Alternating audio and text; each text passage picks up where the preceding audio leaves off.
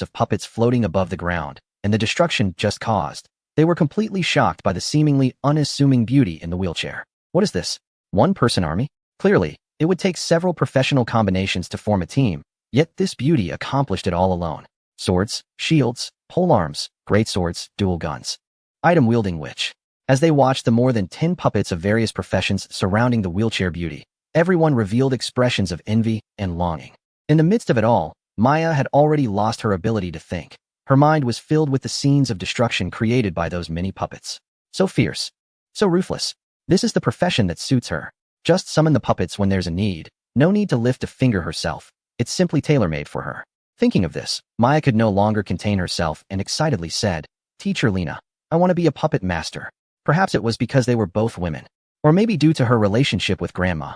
Lena looked at Maya, whose face was slightly flushed, and hesitated before saying, "I'm honored that you chose to be a puppet master, but becoming a true puppet master requires sacrifices that are not as simple as other professions."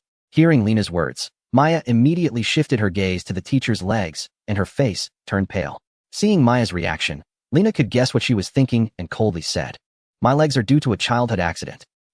Maya was taken aback by this, and then a hint of embarrassment appeared on her face, while secretly relieved that becoming a puppet master did not require sacrificing her legs. If it were as she imagined, she would rather not be a puppet master than end up in a wheelchair. Knowing she didn't have to sacrifice her legs, Maya finally relaxed and patted her chest, promising, "Teacher Lena, don't worry, no matter how difficult it is, I will become a puppet master." Looking at Maya's determined expression, Lena did not show any extra reaction. She knew that wanting to become a puppet master was not just a simple statement. The hardships involved could only be truly understood through experience. At the same time, she did not hold much hope for this girl in front of her, especially since the girl's appearance clearly indicated that she had been raised in privilege for years and would certainly struggle to pass the puppet master test. However, the other party was introduced by someone she knew, so she couldn't refuse directly. After hesitating for a moment, she took out a list and an old map from her pocket. This is the map of the ancient castle of Bukya. To become a puppeteer, the first step is to go here and collect the items on the list. Only by gathering all these items can you qualify to become a puppeteer. Maya stepped forward and took the map and list from Lena's hands. She instinctively glanced at the list and was immediately stunned. After a long pause, a look of difficulty appeared on her face. "What are these? I don't recognize any of them." The entire list contained nearly 50 items, including clockwork parts, broken doll limbs, fabric scraps, energy crystals. Everything was clearly written down. But no matter how clearly the list was presented, Maya knew nothing about the items on it. She didn't even know what the items on the list looked like. However, what left her feeling even more desperate was what came next. When she saw the so-called map of the ancient castle of Bukya, she was completely stunned. It's so big. She swore she had never seen a building this large in her life. Struggling to understand the map, she discovered that the entire castle had nearly 1,000 rooms. In addition to these rooms, there were also courtyards and a basement. Searching for dozens of parts in such a large castle was like looking for a needle in a haystack. Maya's reaction seemed to be anticipated by Lena, who said expressionlessly, "This is the most basic test for a puppeteer. If you can't even recognize the parts of a doll, it means you don't have the qualifications to become a puppeteer." Looking at Lena's serious and somewhat cold demeanor regarding her profession, Maya wanted to say, "Sister, I came in through the back door." However, seeing Lena's icy expression when it came to her career, she swallowed her words. Now, she was faced with only two choices. One was to withdraw from the puppeteer test, and the other was to continue. Withdraw? Clearly, she hadn't even considered that option. In terms of gaming talent, Maya might not be as skilled as other streamers. But just based on her persistence in clearing the entire city of night demons in the game, one could see her character. To put it bluntly, Maya was the type who, once she made a choice, would stubbornly stick to it without turning back. Since she had already decided to become a puppeteer, she would not give up easily, or rather, she wouldn't give up at all. Looking at the daunting map and list, Maya fell into silence for a moment before asking another concerned question. "Is there a time limit?" Hearing this, Lena looked up at Maya in surprise, a hint of appreciation flashing in her eyes, and coldly replied, "There is no deadline, but I still advise you. It's not safe there." Upon hearing that it was unsafe, Maya was once again dumbfounded. This task was already difficult enough, and now there was danger involved. Suddenly, she thought of all the players outside. There couldn't be no one going there to complete tasks. Thinking of this, she felt reassured again and said seriously, "I'm not afraid. I will definitely become a doll master." After saying this, Maya no longer hesitated and wanted to go out as soon as possible to find players to team up with. Seeing this, Lena did not stop her, put away her dolls, and turned her wheelchair to head in another direction. As it turned out, just as Maya thought, when she returned to the hall from the backyard, She heard players calling out in front of the hall. Is anyone going to the triangular plains to hunt deer? Gun task. Is anyone going to the west gate for the bird shooting task? Sword and shield? Let us head to Guerrilla Falls. The various shouts made the square in front of the professional hall especially lively. All the players held their respective professional weapons, recruiting teammates to join them. Seeing the professional weapons in the hands of the players, Maya's eyes widened in surprise, and she exclaimed, "Oh no, I forgot to get the novice weapon." Just as she was astonished and regretting, a shiny silver pendant necklace fell out of the map in her hand. Huh. Maya instinctively bent down to pick it up, and in the next second, she froze in place. Chapter 320. Deceiving. Continuing to deceive. Witch Doll. A doll powered by a psychic stone, capable of mental attacks while also granting team members a frenzy aura. Is this a skill? Maya, still in the posture of picking up the pendant, never expected that this seemingly cross-shaped pendant was her professional weapon. Moreover, the moment she touched the pendant, a skill to summon a witch doll inexplicably appeared in her mind. After a moment of daze, she couldn't hold back any longer and stood up straight to instinctively try to summon it. However, insufficient materials, unable to summon. Damn it. Upon hearing the prompt, Maya couldn't help but curse. Clearly, she had learned the skill, but it couldn't be used due to lack of materials. This situation would be frustrating for anyone, but unable to summon meant just that, and with no other option. She had to take another careful look. It was then she discovered that the prerequisite for summoning a witch doll was actually needing a witch doll. Alright, this seems a bit messy. However, Maya understood that in order to summon, she needed to obtain a witch doll. But after talking with Lena, she learned that in the entire city of Otan, or even this continent, there was only one puppeteer, Lena. This meant that if she wanted to get a witch doll, aside from Lena, she would have to make one herself. Goodness, this just shows how troublesome the puppeteer profession is. However, now that she had made her choice, her heart wouldn't allow her to regret it. In the end, she decided to make a doll herself. But before that, she needed to gather parts from the backyard castle, which meant, oh no, does this mean I have to charge into the courtyard empty-handed? It was only at this moment that this slightly chubby girl with a baby face fully realized the seriousness of the situation. Other professions, even without skills, at least have professional weapons to use. And what about her? Was she supposed to take the pendant and mouth off at that so-called castle? She didn't believe that she could win over anyone with just her words, and in the end, she could only stand in the square, watching team after team of successful players leave. After observing for a while, Maya gradually noticed a phenomenon. Those players coming out of the professional hall had nothing but their professional weapons. No one had a map like hers. Seeing this, Maya's big, shiny eyes began to sparkle with clever ideas. Observing the situation, the online viewers exclaimed, "Wow, the streamer is coming up with another brilliant idea. Yes, that expression is too familiar. Someone is probably going to be in trouble again. Should we report it or not? What is the point of reporting? Isn't it better to watch the streamer dig their own grave?" Just as the viewers speculated about what Maya would do next in the game, Maya had already taken action. She walked to the most crowded area of the small square, stood on a piece of bluestone, and shouted, "Everyone, look over here. Look over here." Maya, who had never understood social anxiety, suddenly found herself the center of attention, and she didn't feel embarrassed at all. Seeing that she had attracted quite a few gazes, she confidently raised the map of the ancient castle in her hand and exclaimed, "I just triggered a hidden quest and received a treasure map. That NPC lady told me there are many pieces of equipment in this castle. However, as a girl, my stamina is limited, so I'm recruiting teammates now." Noticing the skeptical expressions among the crowd, Maya remained unfazed and added, "Of course, if you want me to team up with you, there will be a price. Once you obtain the equipment, I will take a 20 cut as a leadership fee. As the saying goes, no profit, no early riser." Upon hearing this, those players who were still harboring doubts felt reassured. In their view, this kind of arrangement was the correct approach. After all, who would willingly take you to farm for equipment without any compensation? A 20 fee didn't seem excessive, but the players still felt a bit skeptical. After all, no one was quite sure if there would actually be equipment on that map. Just because you say there's equipment, does that mean there is? Do you think we're 3-year-olds? Someone questioned. Hearing this, Maya was not surprised. In fact, she found it quite reasonable. She immediately explained, "Let us make a deal. If each person doesn't get more than 5 pieces of equipment, I won't take a single cent.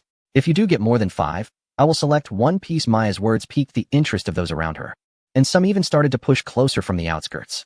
Seeing this, Maya felt a sense of pride swelling within her and quickly added, "However, once we get there, you must follow my instructions. We are all newcomers, and apart from the most basic weapons, we have no extra equipment." Given the opportunity to explore a new map and the chance to obtain equipment, the crowd was not too resistant to Maya's proposal and eagerly signed up. Maya's heart soared with joy.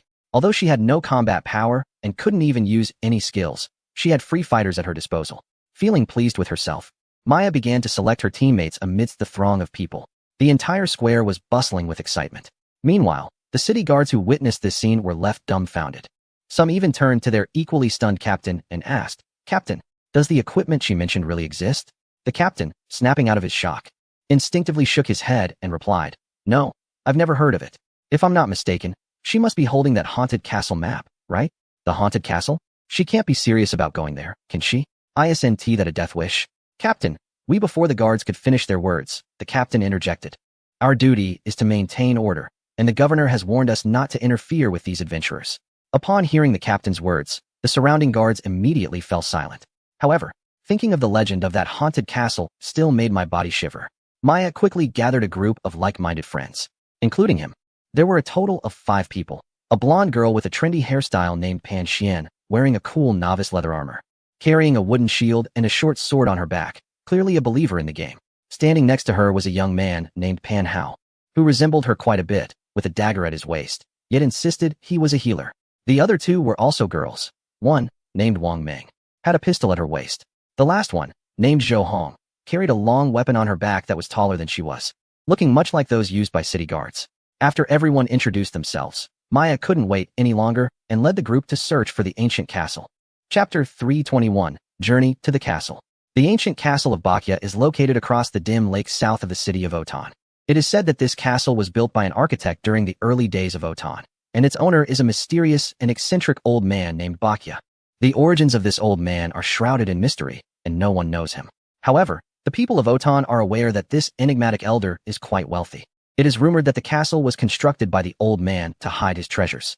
As if to confirm the rumors, after the castle was completed, it fell silent once again.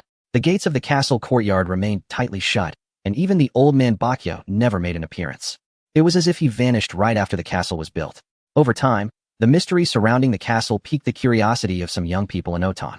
Along with their curiosity, they were also drawn to the legendary treasures. As time passed, the castle showed no signs of change, and gradually began to fall into disrepair and desolation. The restless young people, upon witnessing this scene and fueled by their desire for treasure, eventually formed a group to explore the castle in search of riches. 5 young individuals, 4 men and 1 woman, entered the castle courtyard the next day. As they entered, a thick fog enveloped the entire castle, causing it to disappear from sight. This sudden turn of events took everyone by surprise and halted their exploration. However, as time passed and the fog dissipated, a shocking scene emerged before the onlookers. The 5 young people who had entered the courtyard were found leaning against the iron gate, looking extremely tragic. Seeing this, the crowd was instantly filled with panic. Just as everyone was about to flee the area, someone noticed that there was still one young person alive among them. A girl, who had lost her legs and was filled with terror, struggled to crawl out through the gap in the gate. Initially, no one dared to approach this horrifying scene. The girl, relying on sheer determination, managed to crawl out of the courtyard, but soon succumbed to her injuries and fainted from blood loss. As the crowd hesitated on whether to check on her, a man and a woman stepped forward from the group, approaching to carry the severely injured girl away from the courtyard. Everyone silently watched the unfolding events. Once the man and woman left with the girl, the crowd finally snapped out of their daze and planned to leave. At that moment, something eerie occurred again. The other 4 young people leaning against the courtyard gate gradually stood up, moving stiffly like puppets towards the castle doors. As they walked, the slowly opening doors of the castle emitted a chilling and sorrowful laughter. The haunting sound terrified the onlookers, who fled in terror towards the city of Otan. With the occurrence of this event, the haunting incident at the castle has been confirmed, turning it into a place filled with ghosts and zombies and people's rumors. Since then, no one has dared to seek whether the treasure really exists, because in their minds, the castle is a cursed place that people are reluctant to even mention. Yaya, are you kidding us? Where's the castle? Pan Hao, the only male in the team, looked at the misty surface of the lake with a hint of doubt in his eyes. Upon hearing this, Maya's brows twitched slightly, clearly indicating her displeasure at the nickname. However, knowing she was lying, she didn't get angry and looked down at the map in her hands, confirming, that's right. The map shows that the castle is right across the lake. At this moment, Zhou Hong, who was carrying a long weapon, spoke up. Although the mist is thick here, I don't think there's anything over there. The entire area of the lake was shrouded in fog, but through the thin mist, one could still vaguely see the situation across the way. The lake wasn't very large, and aside from the mist, there wasn't even a building, let alone a castle. The map can't be wrong, perhaps it's due to the fog. Now we should think about how to get across. Although Maya couldn't see any buildings on the other side, She believed that Lena wouldn't trick her with a fake map. Since they were already here, how could they just give up without taking a look? Seeing her determined expression, the others exchanged glances and chose to trust her for the time being. Pan Xian, with a wave of her hand, signaled her brother to look for something that could help them cross the lake, which would also reduce the time for everyone to move forward. Soon, Pan Hao found a small wooden cabin not far from the shore. The cabin seemed to have been neglected for years, battered by wind and rain, with signs of insect damage everywhere. This must have been a fisherman's house, he said instinctively as he touched the weathered fishing net hanging from the eaves. As they explored, they quickly discovered a small boat covered with a tattered tarp behind the cabin. The boat was in pretty good condition. Seeing this, they immediately brought the boat to the lake. I'll row. I'm good at this. I used to do it all the time in the park.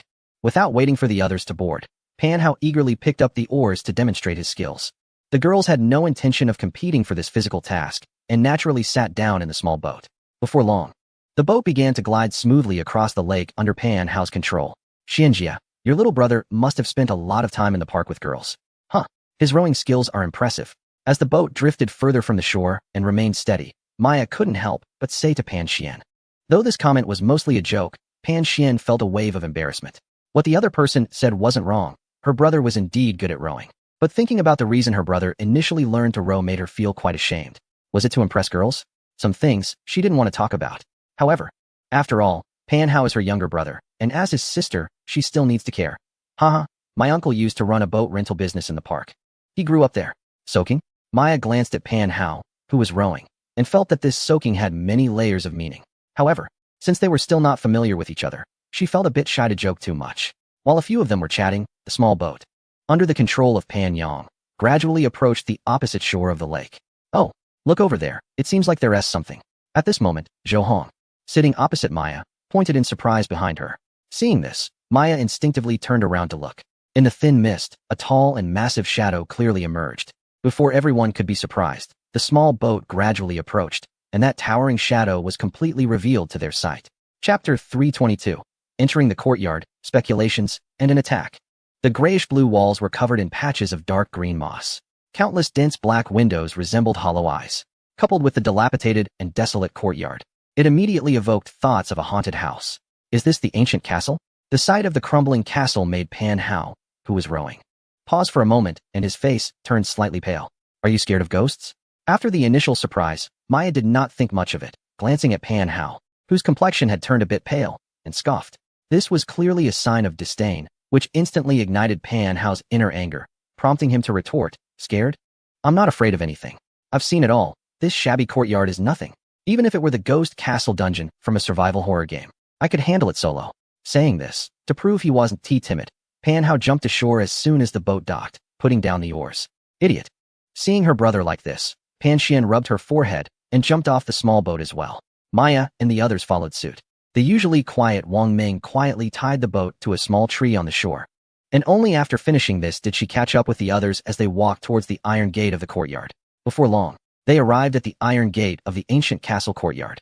The rundown, desolate courtyard was filled with yellow and green weeds, emanating a strong, earthy smell.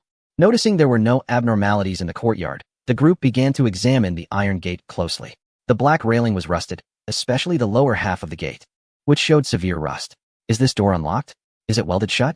To appear brave in front of the girls, Pan Hao pushed the iron gate, only to find it didn't budge at all, as if it were indeed welded shut. It's welded shut. Maya rolled her eyes at this and then ignored him, saying to Zhou Hong, your weapon is big enough. Why don't you pry it open? Zhou Hong, without hesitation, took out her long gun from behind and inserted it into the gap of the iron railing, prying it with force. As Zhou Hong exerted her strength, the iron gate trembled slightly, and Pan Hao realized that the gate was not welded shut. Rather, it had been buried partially by the ground over time. Soon, with Zhou Hong's efforts, the gap in the gate widened enough for an adult to squeeze through. Seeing this, Maya immediately stopped her. Just as Zhou Hong retracted her long gun, Pan Hao eagerly stepped forward to the enlarged gap of the iron gate, saying, I'll go first.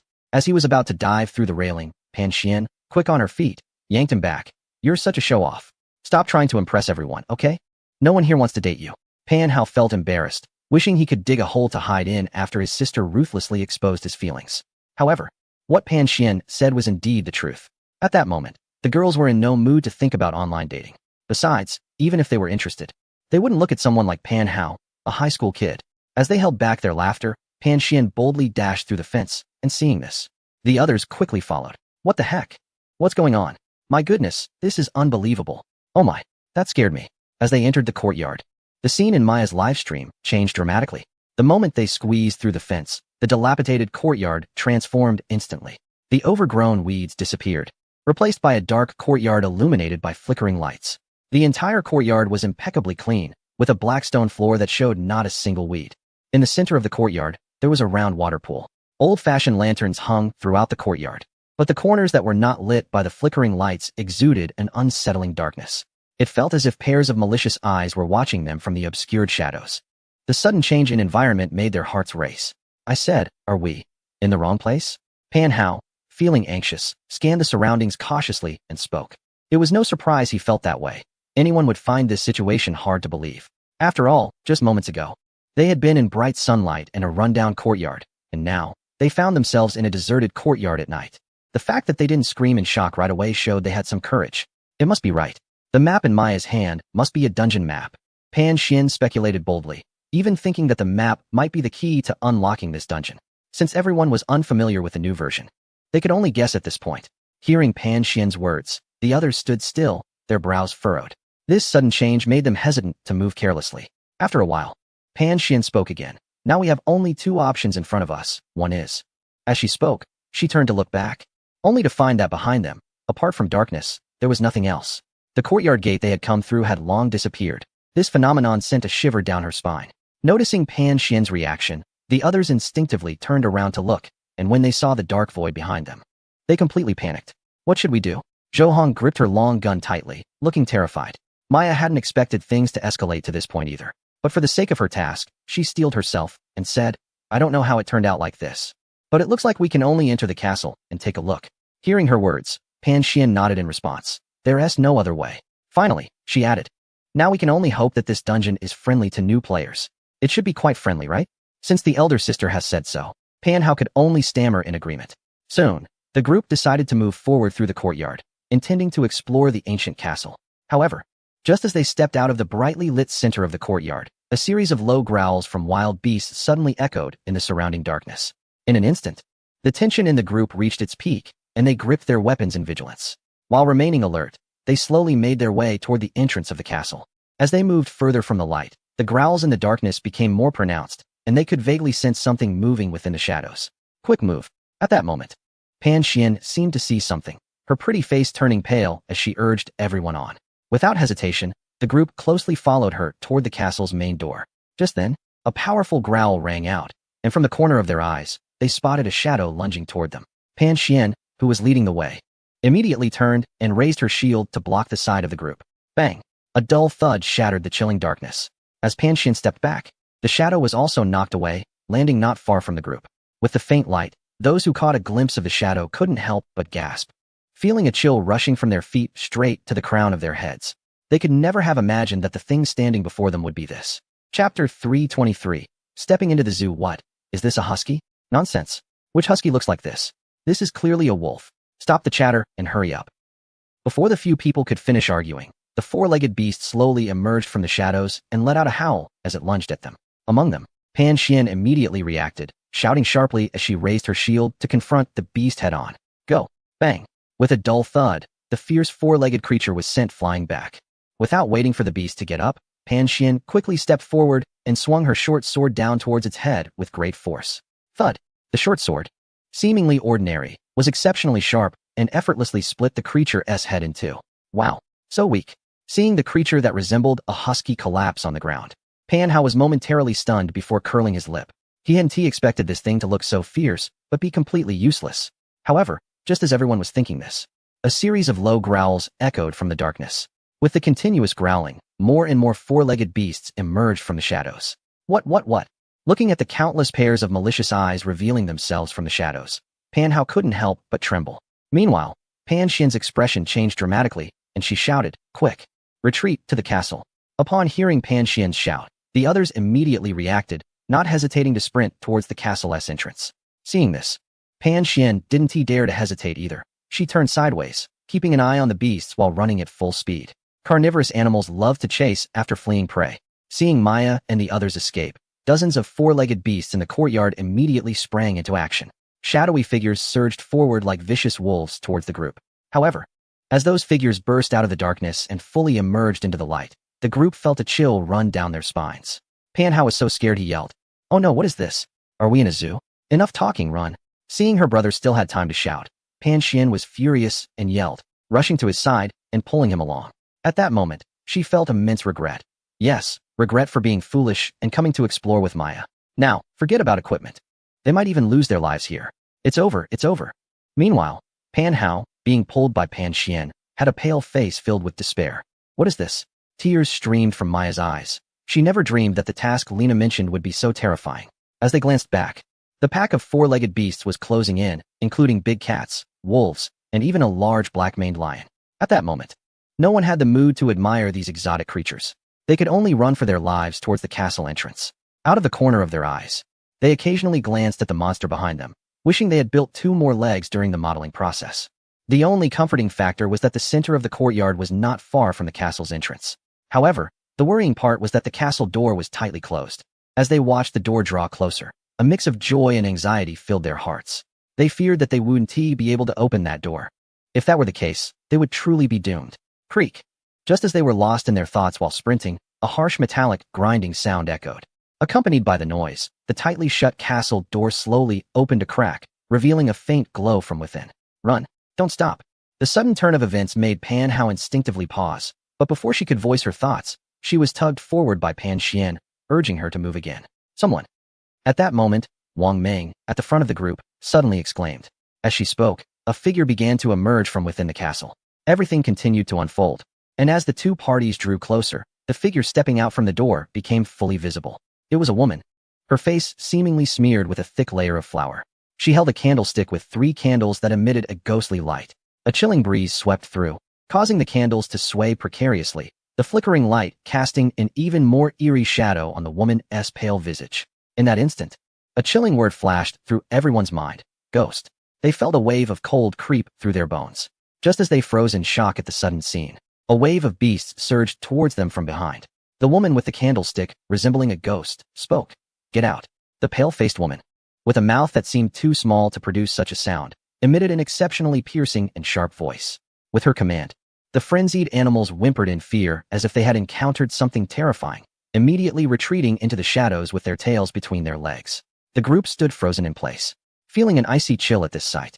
At that moment, they felt no relief from their narrow escape. Instead, they were increasingly unsettled by the woman on the steps. They remained silent, with Pan Xian stepping in front of the others, raising her shield in a defensive stance. The woman stiffly turned her neck, locking her gaze on the group, and after a moment, she said, I'm sorry, it's been a long time since we've had guests at the castle. My animals are a bit skittish. If you don't mind, you are welcome to come inside and have a seat. Her words were polite, and she even extended an invitation to them. However, the rigid, emotionless tone left them feeling no warmth or friendliness. The woman with a defeated expression, after finishing her words, turned and walked into the ancient castle regardless of whether the others agreed or not. The few onlookers exchanged strange and horrified glances, each detecting hesitation in the other's eyes. However, when they turned to look back the way they came, a chill ran through them. The courtyard showed no signs of change, and the path they had taken was right in front of them. Yet, in the darkness on either side of the road, there floated pairs of green, round orbs. Some were large, some small, all as striking as the glow of fishing floats at night. After a rough count, there seemed to be hundreds of pairs. In short, they were densely packed, sending shivers down the spines of the few. Although the owners of those eyes made no move, they all understood clearly in their hearts that if they dared to turn back, they would be torn to pieces. Even with the ability to resurrect, they did not want to experience such a sensation, let alone endure the long resurrection cool-down time. Let's go in and take a look. In the end, Maya, who had a mission to complete, was the first to speak, stepping up the stairs toward the castle. The other 3, seeing this, had no choice but to follow. The only path laid out before them was this one. Chapter 324, The Silent Candleholder Woman Creek. Tap tap. As several individuals entered the ancient castle, the wooden door, filled with the scent of decay, slowly closed on its own. In an instant, the surroundings fell into an indescribable silence. Fortunately, the candlelight flickered along the stone walls of the long corridor, casting a dim light that prevented the group from being engulfed in darkness. However, the sound of their footsteps was amplified in this environment, making them increasingly cautious. A few meters ahead stood a woman with her back to them, holding a candle holder. Looking at her thin, forlorn figure, the group felt anything but reassured. Instead, an unsettling feeling